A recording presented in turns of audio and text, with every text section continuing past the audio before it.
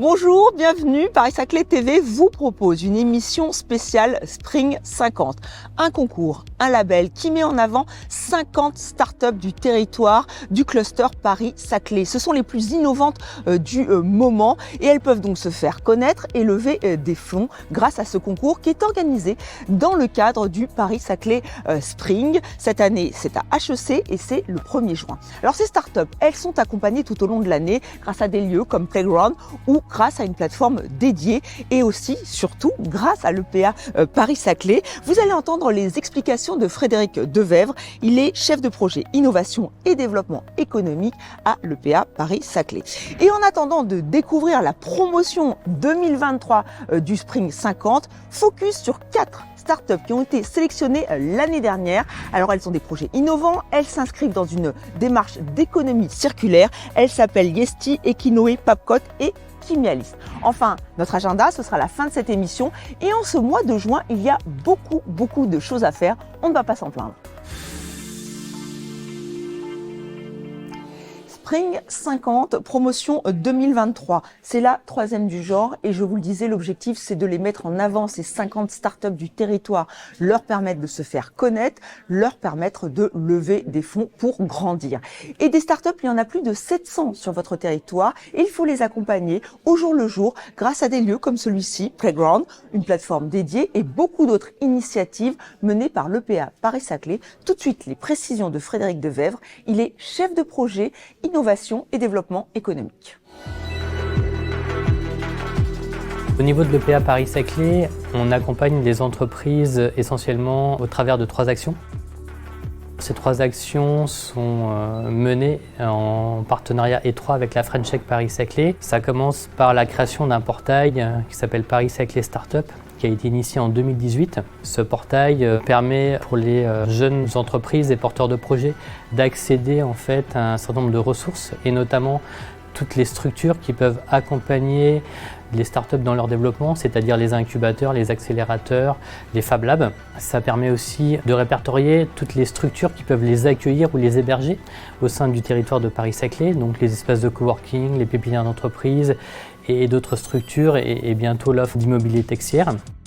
Le deuxième volet pour les startups, une fois qu'elles sont constituées, c'est tout simplement de les référencer dans cette plateforme qui est un annuaire qui rassemble aujourd'hui plus de 700 startups. Ça leur permet d'avoir une visibilité auprès de différents publics, notamment investisseurs et industriels, puisque ceux-ci disposent également d'un compte sur la plateforme pour aller un petit peu sourcer et trouver les sociétés qui les intéressent. Le deuxième axe, c'est lié aux recherches de financement, puisqu'en fait on organise 1 à 2 fois par an des learning expéditions investisseurs. Le concept en fait c'est d'aller chercher une trentaine d'investisseurs, notamment fonds d'investissement à Paris, de les amener sur le territoire, notamment dans un lieu emblématique de la recherche ou de l'innovation, que ce soit privé ou public. Et à cette occasion, on leur présente, on leur fait pitcher 10 startups dans une thématique, dans un secteur, ce qui permet donc du coup de faire des prises de contact et puis d'accélérer les levées de fonds pour les start-upers puisqu'ils peuvent alors avoir des contacts avec ces investisseurs. Et puis le Graal, si je puis dire, ou la 3e action majeure, c'est autour de l'événement phare de l'écosystème qui est Paris-Saclay Spring et notamment autour du label Spring 50 ou Spring 50 que nous avons créé en 2021. Nous, au travers de notre label Spring 50, on ne récompense pas la croissance de ces startups, mais plutôt le potentiel. C'est-à-dire, ce sont les pépites de l'année, les entreprises qui ont le plus de potentiel et qui nous semblent intéressantes à présenter parce que c'est pour elles une année charnière de pouvoir être mises en lumière au travers de cet événement, de pouvoir pitcher devant un public d'investisseurs, d'industriels, de partenaires divers et variés. Sur les éditions 2021 et 2022, donc les 2 promotions de Spring 50, on est à plus de 150 millions d'euros levés par ces startups qui étaient présentes à ces événements. Donc on espère que la sélection, les lauréats 2023 auront le même succès que les 2 précédentes.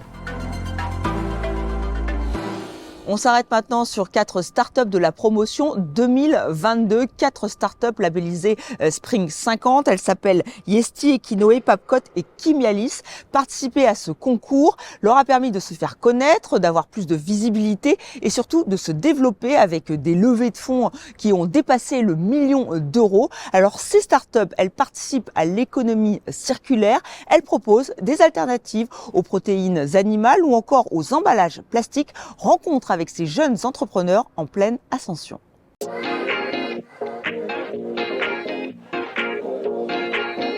Bonjour à tous, je m'appelle Nicolas Stefanovic, je suis le président et cofondateur de la société Yesti.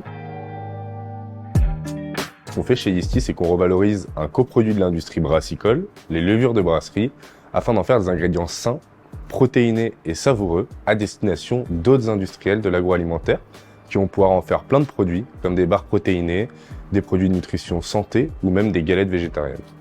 La particularité d'Yesti, c'est qu'on va vraiment récupérer les levures auprès des brasseurs. Donc déjà, dans un premier temps, on va réduire leur impact environnemental et réduire leur coût de traitement. Ça va nous permettre de faire un produit qui est complètement naturel, qui va être sain, protéiné et qui va contenir d'ailleurs également des fibres, des vitamines et des minéraux.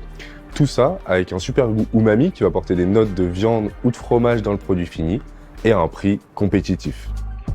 Le projet Yesti est depuis le début lié à l'Université Paris-Saclay, notamment parce que les 3 cofondateurs sont passés par des écoles de l'écosystème, donc AgroParisTech et Centrale Supélec, et que depuis le départ, on travaille donc en collaboration avec AgroParisTech, donc que ce soit sur des collaborations techniques, mais aussi sur du financement qui nous a été apporté par AgroParisTech et par d'autres entités de l'écosystème. Spring 50, on y a participé pour la première fois l'année dernière, donc avec 2 objectifs, rencontrer des potentiels prospects, des potentiels clients pour Yesti, et également rencontrer des investisseurs parce qu'on était à ce moment-là en phase de levée de fonds. Ça a plutôt bien marché pour les 2, donc on est ressorti de l'événement avec quelques prospects en plus, et également avec notre toute première investisseuse qui a lancé vraiment la levée de fonds et qui nous a permis d'aller finaliser ce premier tour de table pour scaler, monter à l'échelle nos procédés et donc commencer à vendre en 2024 notre produit. Ce qu'on espère pour cette année, c'est renforcer nos liens avec les partenaires institutionnels qui sont présents là-bas. C'est également potentiellement rencontrer de nouveaux prospects et de nouveaux investisseurs qu'on n'a pas eu l'occasion de voir ou qui n'étaient pas présents l'année dernière, donc toujours dans le même objectif.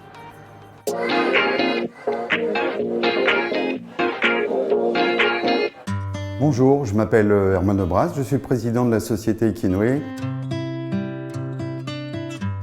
Equinoé, c'est une start-up qui fabrique de l'alimentation animale pour les chiens et les chats à base de protéines d'insectes. Évidemment, notre fabrication, elle est française. Les produits de la gamme Equinoé répondent à 2 problématiques. Une première, c'est nutritionnelle, parce qu'aujourd'hui en France, 40% des chiens et 30% des chats sont obèses. Ça, c'est le premier point. Et il y a un deuxième point, c'est qu'il y a à peu près 600 millions de chiens et chats sur cette planète, et ces 600 millions de chiens et chats, figurez-vous, ils consomment à peu près 20% de la protéine animale produite chaque année, avec évidemment des conséquences environnementales. Et l'insecte, c'est la vraie solution à ces 2 problématiques. La première, elle est nutritionnelle. L'insecte, c'est aussi riche en protéines que le bœuf, et surtout, c'est naturellement hypoallergénique pour les chiens et les chats. Les vétérinaires ont d'ailleurs des spécialités à base d'insectes dans leur portefeuille de produits. Et puis le second, c'est environnemental. Il faut savoir que pour produire 1 kg d'insectes versus 1 kg de bœuf, il faut en moyenne 8 fois moins de nourriture, 10 fois moins de surface, 30 fois moins d'eau et surtout ça émet jusqu'à 300 fois moins de CO2. Donc l'insecte, c'est vraiment la protéine de l'avenir, pas seulement pour les chiens et chats, mais aussi pour les humains. Et puis un dernier secteur pour l'aquaculture, parce que lorsque on élève 1 kg de truites ou de saumon, il faut savoir qu'on les nourrit avec 3 kg de poissons pêchés dans la mer. Or, ces poissons consomment à l'état naturel des insectes, près de 30%, et donc les aquaculteurs aussi travaillent sur ce sujet. En clair, ce que je suis en train de vous dire, c'est que la protéine d'insectes, c'est la protéine du futur. Elle est consommée tous les jours par plus de 2 milliards de personnes qui ne sont pas des néandertaliens ou des pithécanthropes, hein. Ce sont des gens qui sont en très bonne santé. Voilà, donc l'insecte, c'est l'avenir de l'homme et c'est l'avenir de l'animal et bien évidemment de la planète. Nous sommes hébergés au sein de la pépinière WIP de Gif-sur-Yvette. Cela nous a permis finalement de participer et de postuler au Spring Paris-Saclay 2022. Et nous avons eu la chance d'être sélectionnés dans la catégorie Food Tech, aux côtés de 8 autres startups. Cet événement, il a eu plusieurs impacts sur notre société. Tout d'abord, il nous a permis de faire connaître nos produits, de faire connaître le bénéfice des protéines d'insectes. Première chose. Deuxième chose, il nous a permis de rencontrer d'autres startups et de partager sur nos problématiques ou nos opportunités. Et puis évidemment, un dernier point, c'est la rencontre avec différents investisseurs. Même si au moment où nous avons participé au Spring Paris-Saclay, nous n'étions pas dans cette démarche, nous avons maintenant un carnet d'adresses qui va nous permettre d'enclencher une levée de fonds sur l'année 2023.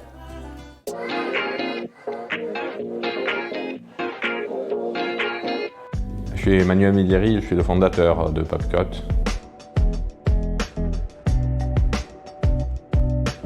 Est-ce que ça vous est arrivé dernièrement d'acheter de la nourriture surgelée ou des bonbons? Eh bien, vous l'avez acheté dans un sachet en plastique. Or, vous devez savoir que ce sachet en plastique n'est pas recyclable. Et ça ne sera pas pendant les prochains 20 ans au moins. Et qu'est-ce qu'on en fait de ce sachet plastique? En fait, on le brûle. Dans le meilleur des cas, on le brûle. La grande majorité est finie dans l'océan. Et après, un microplastique, et après, on les mange. Et bien, ce qu'on fait chez Pupcut, c'est de se débarrasser de ce plastique. Là, je vous présente un premier exemplaire au monde de sachet d'emballage surgelé complètement en papier. Merci à notre technologie qui transforme le papier dans le plastique, dans ses propriétés de surface, dans sa capacité d'être un bon emballage, de contenir des aliments, mais pas que, tout en gardant les uniques propriétés de fin de vie du papier. Donc le papier reste à 100% recyclable et 100% biodégradable.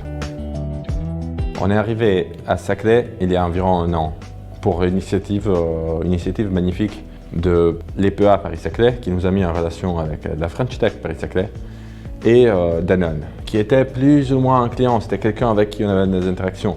Eh bien, Danone a décidé d'ouvrir ses portes aux startups.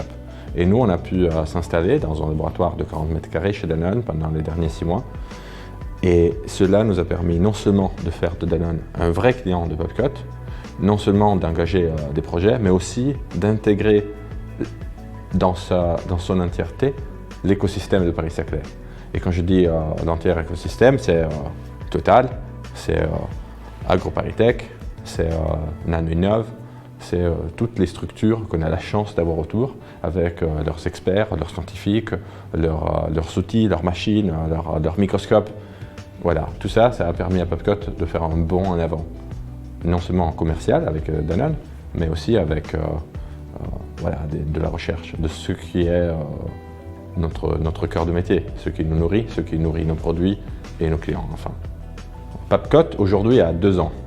La société compte 5 employés et on est présent en Chine et à Paris. On est en train d'ouvrir nos opérations aux États-Unis et pour cela, on lèvera bientôt des fonds, ce qui va être la première fois pour Pupcut. Jusque-là, on s'est financé uniquement merci à nos clients. Et ce qu'on cherche le plus maintenant, c'est pas autant des ressources et des financements, ça c'est évidemment bien utile, mais ce qui est clé sont les gens, les talents. Et je suis confiant qu'à Paris-Saclay, on pourra trouver les bons talents.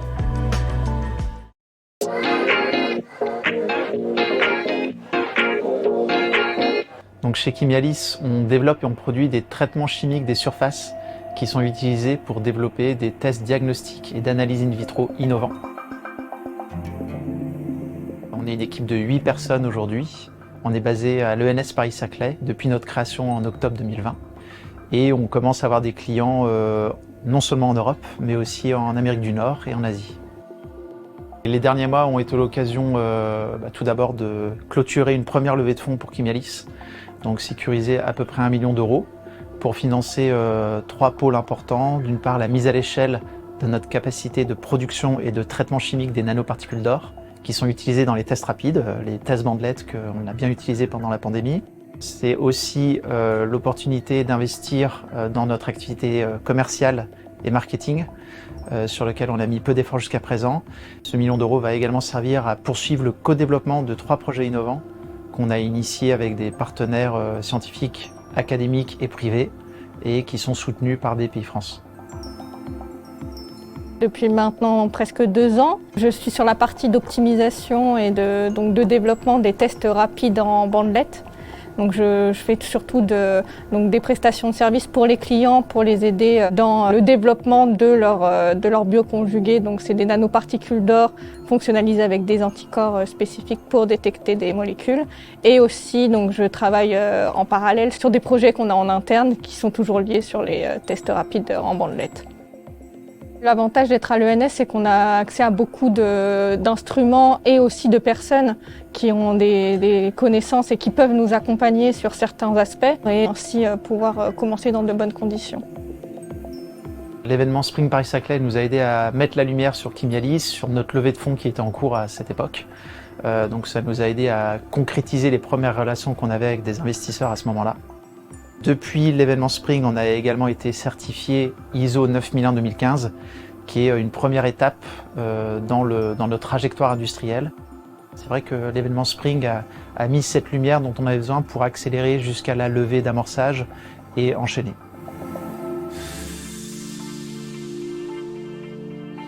Notre agenda à présent, le moment, le rendez-vous à ne pas manquer, bien sûr, c'est Paris-Saclay Spring. C'est le 1er juin à HEC Paris à 9h et le lendemain pour les inscrits au circuit de l'innovation, il est toujours le temps de s'inscrire. Qui seront les lauréats du prix du livre scientifique 2023? Pour le savoir, rendez-vous le 3 juin au Théâtre de la Passerelle, c'est à Palaiseau. Au programme, un après-midi autour des livres et des sciences avec des ateliers destinés aux enfants ainsi qu'un spectacle tout public, Magie Cosmologie. Mardi 6 juin, vous avez rendez-vous à la librairie La Girafe, c'est dans le quartier de Moulon, à partir de 18h30. Rencontre autour du livre Paris-Saclay, l'aménagement d'un territoire d'économie du savoir, écrit par Jean-Philippe Hugron. C'est paru aux éditions Archie Books et c'est en présence de Benoît Lebeau, le directeur de l'aménagement à l'EPA Paris-Saclay. On vous en parle souvent dans cette émission. Le 7 juin à 17h30, inauguration du pavillon réciproque. C'est place Marguerite Poré à Palaiseau dans le quartier de l'école polytechnique. Et on a aussi beaucoup évoqué les startups dans cette émission spéciale Spring 50. Eh bien, sachez que Saint-Quentin en Yvelines lance un nouvel appel à candidature pour intégrer l'incubateur SkiCube.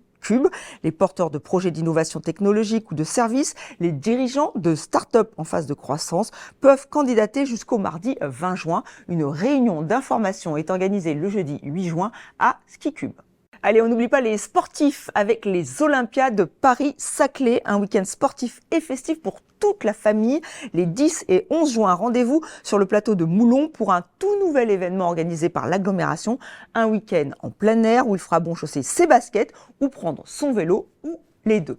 Et enfin, si vous aimez le théâtre, si vous aimez Molière, Versailles célèbre la 27e édition du mois Molière. C'est un mois de théâtre et de danse dans 60 lieux différents. Alors pour tout savoir, un seul site, moismolière.com.